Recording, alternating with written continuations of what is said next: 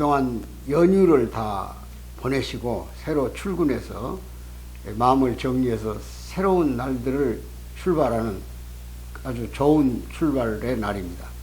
다만 아랫역에 남쪽에 많은 눈이 와서 빙판길이 이어지고 또 제주도에 여행이나 관광 갔던 분들이 비행기가 제대로 뜨지 못해서 엄청난 아마 피해를 본 것 같습니다. 그러니까 얼마나 고달팠겠습니까. 그리고 도서, 저 섬에서 출항하지 않는 배 때문에 제 날짜에 출근도 할 수 없는 이런 상황이 우리 앞에 왔었습니다. 모든 것을 이기고 새롭게 힘찬 도약을 하라는 의미일 수도 있고 또 우리가 겪어야 할 시련을 극복함으로써 새로운 미래가 우리 앞에 창창하게 열리지 않겠냐 이런 생각도 합니다. 금년은 뭐 앞에서도 방송을 드렸습니다만 정말 검은 토끼처럼 지혜롭게 그리고 정말 다산하고 또 인간과의 관계를 정립해서 새로운 날들을 만들어 가기를 기대하는 마음으로 오늘 방송을 드립니다. 오늘 방송은 그동안에 제가 2018년에 대학원에 박사과정을 입학해 가지고 한 3년 공부를 하고 2년 동안에 걸쳐서 논문을 하나 썼어요. 그 논문은 소위 북한의 이데올로기 체제 변화를 심도 있게 한번 검토해 봤습니다. 어떤 이데올로기 가지고 북한 사회가 지금까지 끌려왔고 이끌어왔고 또 이끌어 갈 것인가. 원래 이데올로기라는 것은 허상이라고 합니다. 허상. 일종의 정치적 도구. 그러니까 정치하는 사람들이 이데올로기를 만들어 가지고 그걸 가지고 국민을 이끌어 가는데 그 실체가 없다는 거예요. 그런데 예를 들어서 북한의 김일성 시대는 김일성 주체사상, 또 김정일 시대는 성군사상, 그리고 이제 김정은에 와서는 인민대중 제일주의 사상, 이런 것들을 만들어 가지고 담론화하고 또 정치 이념화해 가지고 대중을 이끌어 간다 그런 얘기죠. 또 많은 대중은 거기에 매몰되고 역시 마르크스 혁명도 그런 겁니다.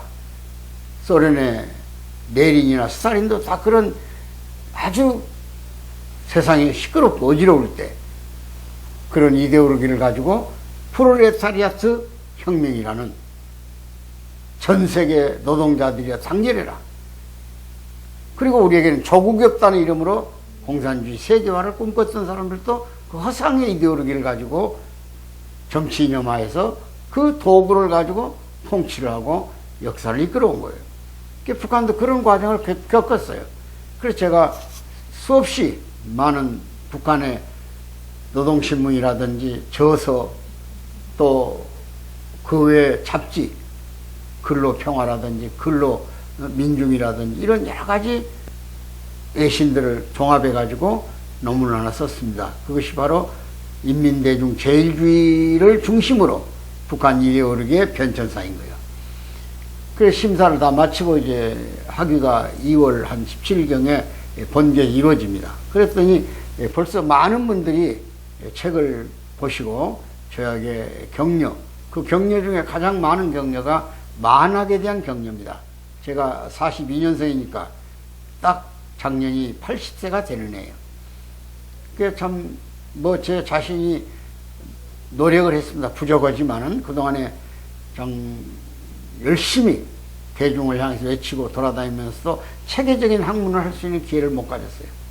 그래서 코로나 때문에, 코로나 덕에 이런 기회를 가짐으로써 여러분들과 좀 더 심도 있는 대화를 할 수 있는 양적 지식을 제가 취득할 수 있는 기회도 가졌고 북한의 내부를 어떻게 그들이 통치되는가를 살펴보는 그런 기회를 만들었기 때문에 오늘 여러분들에게 여러분들에게 말씀을 드리는 겁니다. 그동안 격려해 주신 여러분에게도 감사를 드리고 또 애청해 주신 저희 방송 애청자에게도 감사를 드립니다. 오늘은 심상치 않는 평양 그리고 정신 못 차리는 서울 이렇게 주제를 달아봤어요. 평양이 심상치 않아요. 지금 벌써 김정은 집권 11년째입니다. 경제개발 5개년 계획도 2번이나 지나갔어요. 입밥에 고기 꼭 먹여준다고 그랬죠, 김정은이가. 자기 할아버지한테 약속을 지가 하겠다는 거예요.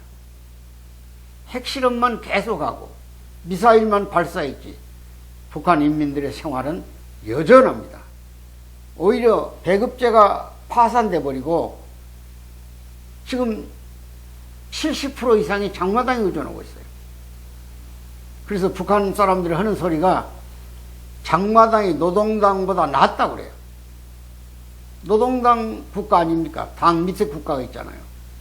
근데 북한 사람들은 실제로 장마당에서 생명을 의존하니까, 특히 90년 중반기부터 2000년 초까지 있었던 고난의 행군 시기, 얼마나 많은 꽃제비들이 방황을 하고 굶어 죽어갔습니까? 심지어 300만이 죽었다는 소리 있어요. 죽지 않는 자들이 남아가지고 지금 장마당을 경영해요. 그 사람들 돈 주라고 그래요. 그 사람들은 어떤 얘기를 해도 머리 안 들어옵니다. 오직 돈이 수령이야. 그러니까 장마당이 노동당보다 낫다 그러는 거죠. 그러나 한 가닥 희망은 있어요. 계속 정치 메시지를 던지니까. 뭐 애국주의니, 우리 민족 제일주의니, 통큰 정치, 별별로 담론을 던지니까 북한 사람들도 거기에 홀겨서 정말 수령님이 심지어 쬐기밥이라고 주먹밥, 우리 김밥 같은 걸 먹고 지낸 줄 알고 그저 수령님을 옹호하고 수령님을 존경하고 따르는 사람들이 또 많이 있어요. 근데 금년 겨울은 아마 한계가 온 것 같습니다. 왜? 식량은 100만 톤 이상 모자라죠. 장마당은 코로나 때문에 공급이 안 돼요. 중국이나 러시아에서 제대로 물건이 안 온다 이러니. 그러니까 장마당이 열릴 수가 없죠. 그러니까 모든 물가는 비싸지고 고통은 더 심해지는 거예요. 뭐 유통이 돼야 돈이 남아 돌아가죠. 거기다가 지금 심각한 것은 평양이 화려해졌죠. 뭐 기술자 거리니 과학자 거리니 여러 가지 그 용어를 붙여가지고 평양을 화려하게 만들어 놨습니다. 아파트가 정말 화려해요. 대동강변이 주최탑 중심 삼고. 그런데 지방 사람들이 평양만 오면 머리를 흔듭니다. 속된 말로 개새끼들, 지그들끼리 처먹고 저렇게 화려한 집에서 자나? 우리는 뭐냐 이거야. 바로 그것이 지방과 평양의 차별이다 이거야. 공산주의는 평등이 깨지면 무너지는 겁니다. 소련도 역시 그렇게 무너졌고 유고, 체코 다 그랬습니다. 평등이 무너지면, 공산주의가 들고 나온 게 골고루 잘 먹고 잘 산다는 것, 가난해도 골고루 가난하다는 것, 이거 가지고 통치한 거 아닙니까? 근데 평양이 화려해졌어요. 뭐 택시도 생기고 뭐 별의별로 다 생겼어요. 백화점 화려합니다. 음식점 화려합니다. 그런데 지방 사람들은 한없이 초라해져 버렸다 이게. 똑같이 가난할 때는 불만이 없었죠. 그러니까 김정은이가 한 3년 전부터 생각을 바꿔가지고 저 혁명사적지라는 백두산 밑에 삼지연에다 신도시 개발 같은 소위 농촌형 아파트를 짓기 시작했어요. 그리고 여기저기다 원성이 나오니까 선심형 아파트를 지었습니다. 차라리 재래식 집 그대로 두었더라면 금년 한파를 극복할 수 있었을 겁니다. 그런데 명색이 아파트형 주택을 만들어가지고 토대가 좋은 사람들, 성분이 좋은 사람들 거기 입주시켰다 그런 얘기야. 자랑거리로. 누구든지 거기 들어갈 수 있다고. 그리고 나름대로 저 수력발전도 만들고 태양광도 집어넣고 해가지고 소위 전기 생산도 좀 했어요. 그러나 평양에 집중적으로 전기를 주다 보니까 지방은 여전히 전기가 안 들어옵니다. 그러니까 아파트 분양받은 사람이 지금 같은 추위에 얼마나 춥습니까 지금. 지금 우리 대관령 쪽만 해도 영하 24도, 체감은 한 40도 가까이 된다는데 지금 저 중국의 할비 53도까지 내려갔다고 하지 않습니까? 중광진부터 이 평안 남북도, 자강도, 양강도, 함경 남북도 다 지금 영하 23도에서 38도, 40도 내려갔습니다. 거기에 난방이 안 돼. 전기가 안 돼. 그러면 심지어 나무끄렁이라도 파다가 아궁에다 불을 떼가지고 온기를 디필 수 있는 거리가 아파트는 안 되잖아요. 그러니까 난방에 대한, 전기에 대한, 열에 대한 엄청난 지금 고통이 따라왔습니다. 배고프고 추우면 이제 방법이 없어. 폭동밖에. 폭동밖에 없어요. 지금 김정은 정권 10년 넘기면서 엄청난 위기에 봉착했습니다. 그런데다 남쪽에서는 끝없이 소위 남쪽의 드라마, 케이팝, 영화, 방송 이런 거 다 들어가요. 과거에는 의도적으로 보낸 줄 알아 남쪽이. 근데 지금 북한 사람들 영려집니다. 중국에 있는 조선족들이 소위 전부 다 영상을 볼 수 있는 매체들을 만들어가지고 도구들을 만들었어요. 그 도구들을 만들어가지고 북한에다 계속 공급을 해요. 그러니까 남쪽 텔레비전 드라마 다 봅니다. 요즘엔 KBS 아침마당 보지. 그 다음에 요즘 매주 하는 저녁에 내 고향 소식인가요? 그 농촌 테마로 해서 엮어내는 프로들. 그러니까 대한민국이 어떤 특수한 사람만 잘 사는 사회가 아니다. 대한민국 농촌, 특히 그 일요일날 하는 노래자랑, 전국 노래자랑 있지 않습니까? 송이가 했던 거. 그걸 보고는, 야, 거기서 신분을 안 가린다, 이게. 누구든지 트롯을 잘하면 영웅이 되고, 억망량자가 된다, 이거야. 요즘 뭐 미스터 트롯이니, 미스 트롯이니 해가지고 막 여러 방송이 막 국민 가수니 다 뽑아내잖아요. 이런 걸 지금 보고는, 야, 남조선 사회가 저런 사회인가? 우리도 그 사회에 가서 자기 기능과 재능을 한번 표현해보고 발표해서 정말 입시적 인물이 되고 싶은 욕망이 젊은이들이 없겠어요? 이게 참 중대한 사건입니다. 제가 늘 그러잖아요. 문화적 통일도 이루어졌다고. 그 작년에는 반문화 사상을 받들지 않으면 사상을 소위 주체사상이나 인민대중 제일주의를 배척하면 처벌하는 법을 만들었어요. 그 소위 다시 남조선 쪽에 물들어지는 모든 사상들을 억제시키는 거죠. 체계들을, 문화적인 요인들을. 근데 얼마 전에 한 일주일 됐나요? 평양 언어가 표준어다, 이게. 문화어. 과거에는 서울 언어를 문화어로 했어요. 근데 평양 언어가 문화어다. 그 외 언어는 전혀 쓰면 법에 처단된다. 바꿔 말하면 요즘 젊은이들 사이에서 오빠라든지, 우리가 선생님을 잼 그러잖아요. 잼. 선생님을. 그러니까 이런 우리 젊은이 MZ 세대들이 부르는 용어들이 북한에 확산되니까 이런 것을 배척함으로써 사상적 해이를 억제시키자는, 저그들이 일방적으로 집어넣는 이데올로기를 더 강화해가지고 끌고 가고자 하는 통치 기술이 강화됐다, 그런 얘기예요. 심각한 얘기입니다. 얼마 전에 북한 노동신문에 보니까 평양에서만 그 혁명사적지가 망경대구 아닙니까? 망경대. 망경대에서만 19명이 적발돼서 젊은이들이 남쪽 드라마보다 잡혔어요. 그리고 평양 전체를 최근에 보이부를 총동원해가지고 전부 다 전파 탐지기를 가지고 조사를 해보니까 1,000건의 남쪽 방송, 청취, 드라마, 영화 보는 사람들이 적발됐다는 거예요. 그들을 공개 처형을 해요.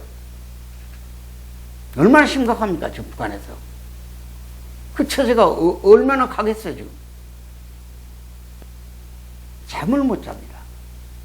김정은이처럼 개방형 같지만은, 그야말로 운둔형입니다.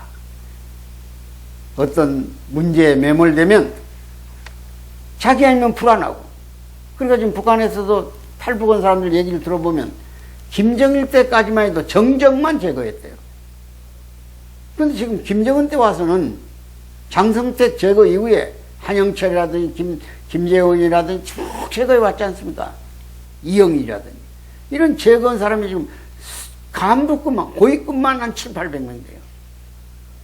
이번에 박정천 제거해버린 거 보세요. 우리 드론 사건 때 우리 남쪽이 가서 북한에 촬영을 하고 와서 그거 방지 못했다 해서 군 간부들 쫙 처형했잖아요. 이런 사건들이 발발하니까 북한에서 주변 사람들도 이제 불안해서 못 살겠다 이제. 언제 누가 날아가냐 이게. 김영철이 같은 혁명교육 받고 있는지 초라한 이번에 나타났더라고요. 최영의 아들 남쪽 드라마 바닥에서 혁명화 교육과 4개월 받고 왔잖아요. 개성 쪽에 가서. 이게 간부 아들이고 당 중심 아들이고 군 고위 간부들이고 전부 다 안 받을 수가 없어요. 안 볼 수가 없어요. 이미 문화적 침투라고 할까요? 문화적 번성이 이미 세계가 다 넘나드는 거 아닙니까? K-팝이란 건, BTS라는 건. 우리 드라마 넷플릭스를 통해서 얼마나 많이 지금 세계에 전파됐습니까? 오징어 게임 같은 게 지금 세계적인 드라마를 우리가 만들어내고 영화를 만들어내잖아요. 그러니까 이런 면에서 북한도 예외일 수가 없고 장마당이 노동당보다 세워졌듯이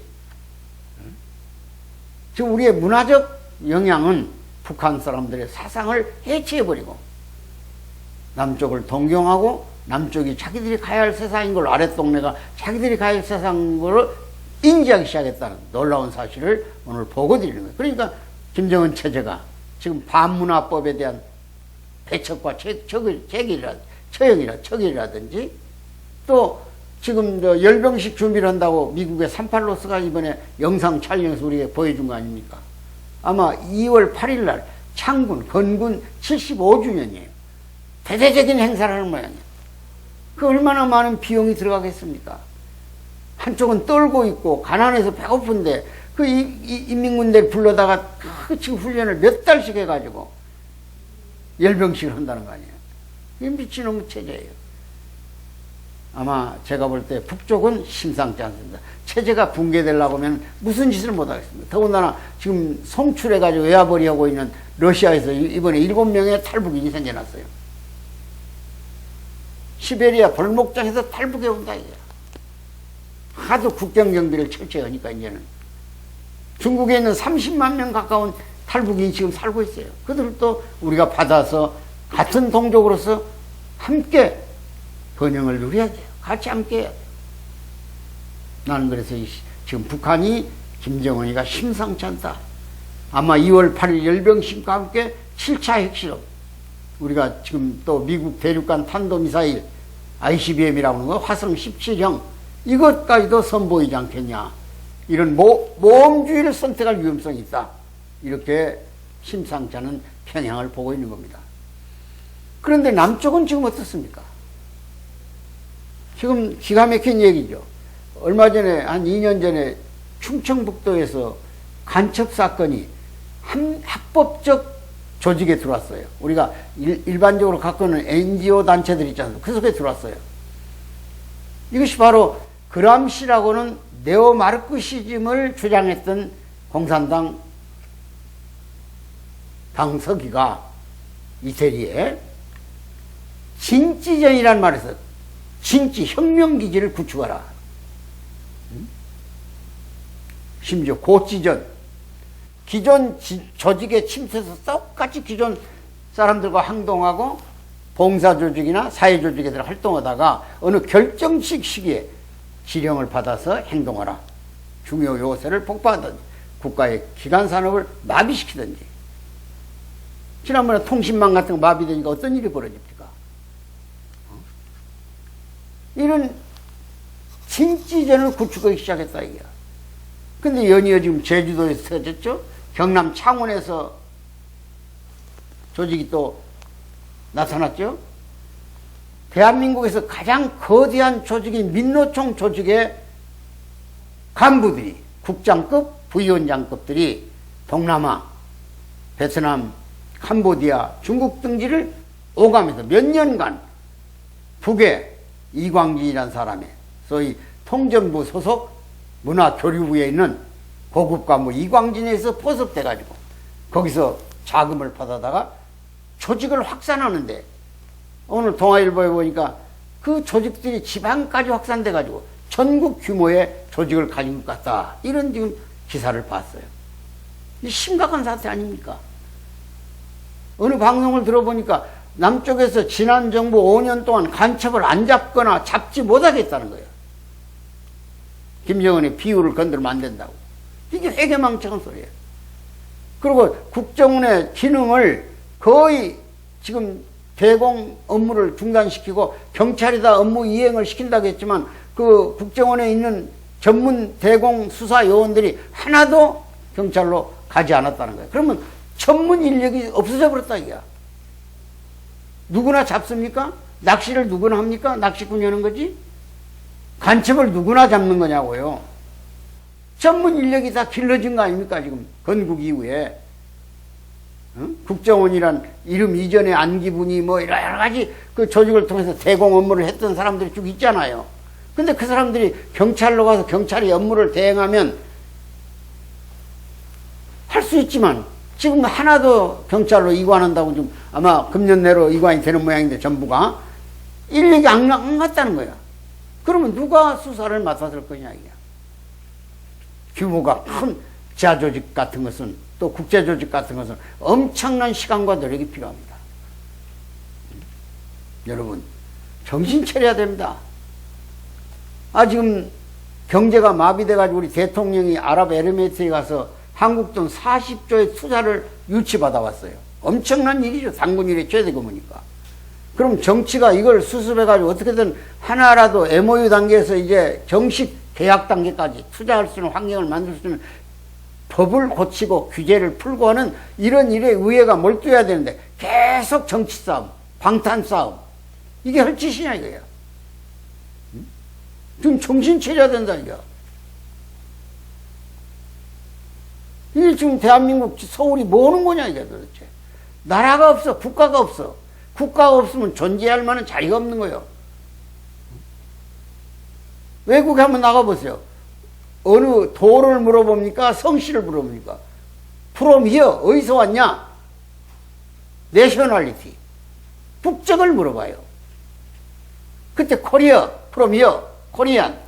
그때 얼마만큼 대우를 받느냐는 것은 그 나라의 국이고 품이고 국력이에요. 정신 차려야 됩니다. 제발 정치 좀 냉정하게 미래 한국을 걱정해 보십시오. 지금 북한은 끝없이 대남혁명을 꿈꾸고 있습니다. 그 젊은 40대도 안 된 젊은이가 판단을 흐리면 무슨 짓을 해낼 수 있어요? 상상을 못할 만한 위태로운 사태가 올 수 있어요. 지금 드론도 우리가 4대 날라와가지고 한 대도 못 터뜨리고 다 넘어갔지 않습니까? 촬영 다 해가지고. 이 꼴이 뭐예요? 지금 군대도 속된 말로 지금 정신사나워요. 이거 개혁해야 돼요. 국방개혁이 시급해요. 대공 수사 전문 인력 양성해서 전에 있었던 사람들 다시 재채용해서 국정원의 기능을 정상화해야 돼요. 다행히 이번 윤석열 정부에서는 국정원에 방첩관과를 하나 만들어서 국정원장 비서실장 책임하에 아마 운영해서 그나마도 지금 간첩 사건을 수사하고 있는 것 같아요. 이 나라가 온전하지 않습니다. 그래서 오늘 여러분들 앞에 제가 주제를 담은 것이 심상치 않는 평양, 김정은의 태도, 심성, 그 다음에 정신 못 차리는 남쪽 서울. 제발 정신 좀 차리자 이거야. 연두에 소리칠 일 아닌 것 같지만 소리쳐야 되겠습니다. 제가 많은 경험과 연륜을 가지고 세상을 들여다볼 때 이렇게 한심한 적은 없어요. 이런 면에서 오늘 여러분들에게 말씀드렸습니다. 다행히 우리도 이제 군대를 정렬해서 국군의 날 열병식, 소위 국민 앞에 우리의 군사체계가, 무기체계가, 대북 억제적 체계가 얼마 됐다는 걸 보여줄 것 같고, 그 다음에 아까 얘기한 대로 국정원의 일부 기능이라도 간첩 잡는 기능을 만드는 기구가 만들어졌다는 소식은 전해지고 있습니다. 그 부분에 대해서는 환영할 만한 일이라고 생각하면서 오늘 방송 마무리 짓습니다. 감사합니다.